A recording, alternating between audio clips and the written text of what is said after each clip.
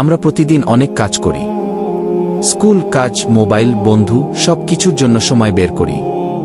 কিন্তু একটা প্রশ্ন, আল্লাহর জন্য কি আমরা 5 মিনিট সময় দেই? নামাজ শুধু একটা ইবাদত না, এটা আল্লাহর সাথে আমাদের কথা বলার সময়। যখন তুমি সিজদায় যাও, তখন তুমি সবচেয়ে বেশি আল্লাহর কাছাকাছি থাকো। জীবনে কষ্ট আছে, মন খারাপ, টেনশন, আল্লাহ বলেন ধৈর্য আর নামাজের মাধ্যমে সাহায্য চাও।